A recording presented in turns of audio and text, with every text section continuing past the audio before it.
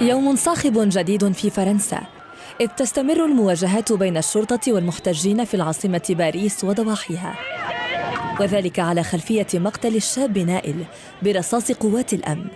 وفي خطوة لتفريق المتظاهرين، اضطرت الشرطة إلى اللجوء للغاز المسيل للدموع، كما فرضت السلطات حظراً جزئياً للتجوال في مدينة كلامار القريبة من باريس.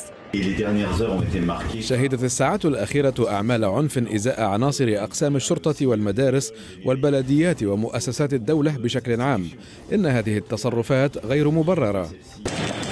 هذا الوضع دفع بالحكومة الفرنسية إلى نشر 40,000 رجل أمن من أجل وضع حد لأعمال الشغب، إلى جانب تعهدها بتبني نهج عدم التسامح مطلقاً في الأحياء التي أضرمت فيها النيران في مبان وسيارات.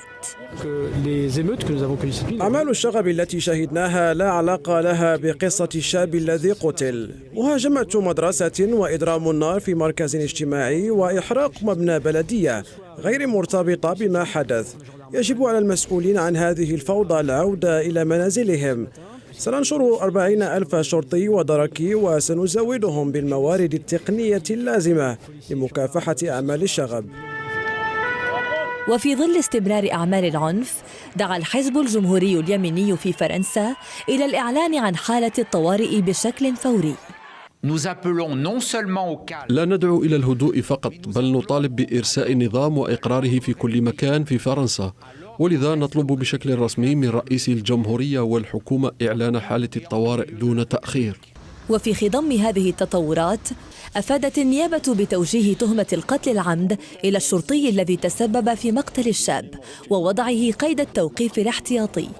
وقتل الشاب نائل في مدينة نانتير خلال عملية تدقيق مروري، وبررت الشرطة ما حصل بالقول إنه كان يقود بسرعة كبيرة في ممر الحافلات ورفض التوقف عند الإشارة الحمراء.